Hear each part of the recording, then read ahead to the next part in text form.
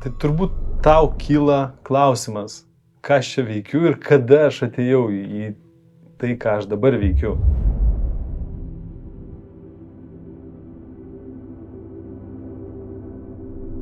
Įdomus mano gyvenimo posūkis įvyko tada, kai maždaug toks pirmas spyris į šikną buvo ties 18 metų, kai padidėjo kraujospūdis ir,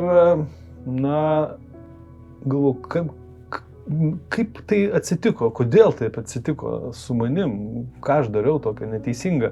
Ir jeigu dabar aš grįžtu į tą praeitį, aš turėjau nuostabią mylinčią mamą.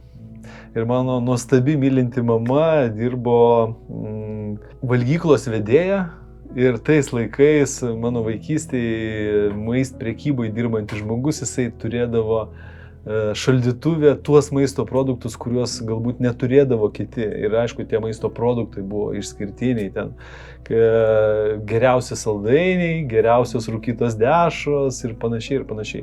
Ir tai buvo priežastis mano sveikatos sutrikimo, aš kaip dabar tai suprantu. Visgi maitinimasis. Nes fiziškai labai aktyvus buvau nuo pat mažumės. Tai buvo man toks pirmas spyris į užpakalį ir aš po truputėlį pradėjau mąstyti apie tai. Paskui prasidėjo verslai nuo 20 metų ir iki 35 metų aš visiškai nesirūpinau tuo, ką valgiau. Maistas buvo reikalingas tam, kad aš nebūčiau alkanas, kad aš pavalgyčiau. Turėjau didžiulį verslą ir negalvojau, ką aš maitinuosi. Valgydavau nereguliariai, valgydavau fast foodą, greito maisto kavinėse, degalinėse. Daug kavos, daug streso, nereguliarus maistas, visiškai nesidomėjimas maistu, aišku, daug savaitgaliais kepinių ant žarijų, ant laužo, draugai, šventės ir visa kita. Toks buvo mano gyvenimas iki 35. Bet tada aš gavau dar vieną spyrį, turbūt į kitą savo pusrutulį ir supratau, kad man jau reikia kažką keisti. Ties 35 metais man prasidėjo skausmai sąnariuose. Viename sąnary, antram, trečiam, tada kojų sąnariuose. Ir po pusės metų nustatė labai įdomią tokią ligą podagrą. Pasakė, čia yra ponų liga. Galvoju, okei, pliusas, susiskaitau.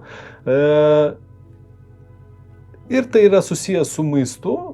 Kaupiasi šlapimo rūgštis pas tave organizme, neišsivaikšto ir dėl to prasideda milžiniški skausmai. Google'as, internetas, geriausias draugas. Ir pamačiau, kad žmonės iki tokių skausmų milžiniškų, kad, kai kurie netgi nori, netgi žalotis tam, kad neskaudėtų. Tai galvoju, ne, man jau pradėjo skaudėti, galvoju, reikia kažką keisti, kažką daryti ir pradėjau skaityti.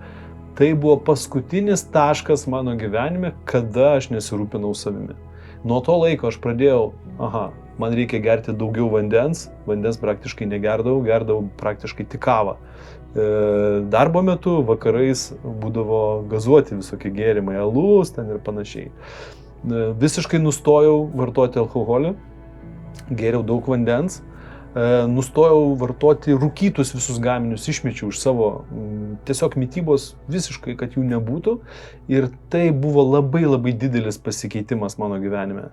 Ir turbūt tada įvyko kažkokia tai transformacija, kažkoksai tai lūžis, kuris atvedė mane į domėjimąsi maistu. Tada pradėjau dar giliau domėtis.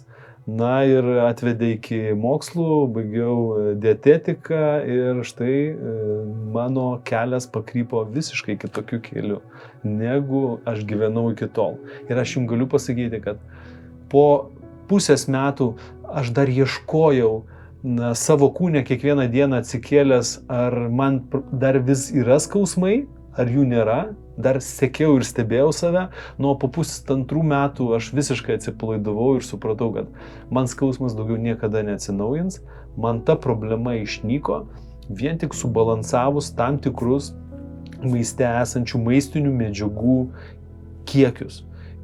Galvojant, ką valgai, kiek valgai, kada valgai ir ar tu sumažini tuos uždegiminius procesus savo maistu, ar tu padedi savo.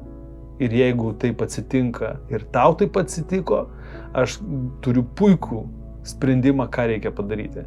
Ir galiu su visais pasidalinti, su kuo tik reikia. Tai buvo mano tokia istorija, kaip aš atsiradau čionais, kur esu. Ir kodėl mano tas domėjimasis yra toksai gilus. Dėl to, kad aš buvau toj barikadų pusėje, kur galbūt kažkuris iš jūsų esate. Galbūt tu esi, galbūt tavo mama yra, galbūt tavo tėtis yra, nežinau kas. Bet aš buvau toje barikadų pusėje. Šiandien aš esu kitoje pusėje ir savo istoriją galiu pasidalinti. Ir mano istorija yra ta, kad iš to skausmo, iš tos probleminės situacijos, kurią turėjau su padidėjusiu kraujospūdžiu, su ta pačia skausmais sąnariuose, su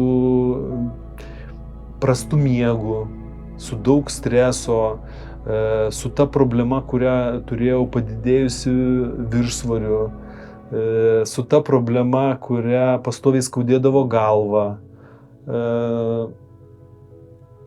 Su ta problema aš gyvenau. Šiandien dienai aš neturiu tų problemų, nes pasikeitęs mano mąstymas, noras neturėti tos problemos atvedė ten, kur dabar esu. Tokia mano yra istorija.